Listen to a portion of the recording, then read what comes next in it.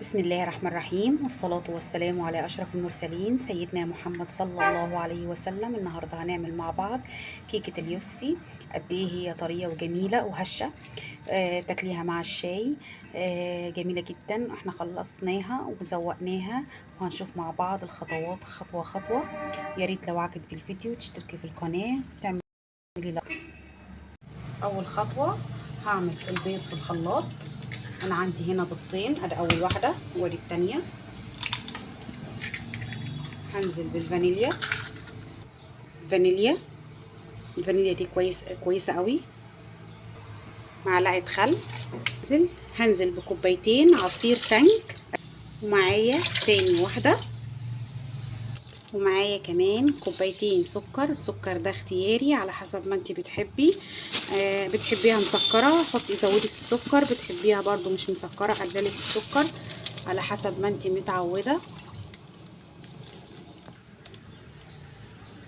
وفي نفس الكوباية برضو بحط زيت على سمنة واضربهم كويس قوي في الخلاط.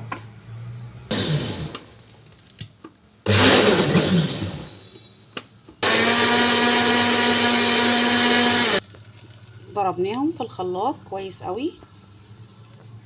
بعد كده هنزل بالدقيق، ونزلت باول كوباية. لازم ننخل الدقيق كويس قوي.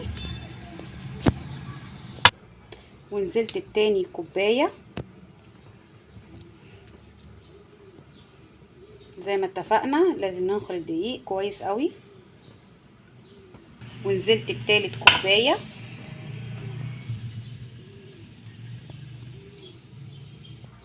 معايا بحط على الدقيق ذرة ملح. بحط باكو من الكيك شيف، بحط الباكو كله. الخطوة اللي بعد كده بنزل بالمضرب اليدوي او الويسك. هنزل عليها كمان بكوباية دقيق، لان الدقيق بيختلف من دقيق للتاني. ودهنا القالب بالزبدة. عايزة تدهنيه سمنة ماشي، عايزة تدهنيه سمنة على زيت ماشي، عايزة تدهنيه زبدة ماشي، كله حسب المتوفر عندك. انا هنا دهنتهم كويس قوي ودهنت الحراف. فايه بنزل برشة الدقيق وامسك القالب معايا بعمله كده، بجيب الجوانب كلها.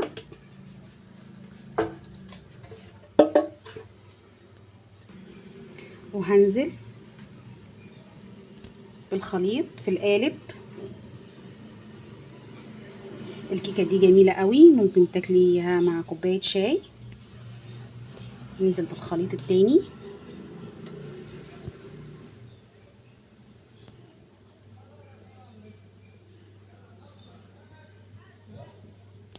دخلت القوالب الفرن، انا كنت مشغله الفرن قبلها. وده القالب اول ما طلع من الفرن. ده انا عامله 2. ولادي ما استنوش اكلوا واحد، وادي التاني هزوقه معاكم واحده واحده. انا هنا في بوله عملت كريم شانتيه هحطه على القالب معاكم. اول حاجه هوزعه كويس قوي.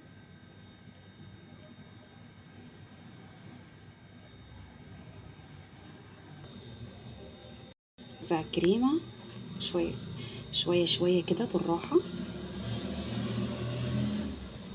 احاول اسويها.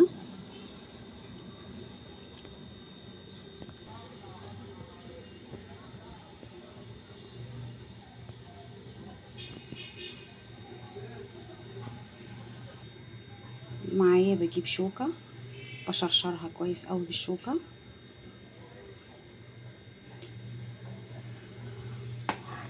طبعا هنا عايزة شوية كريمة.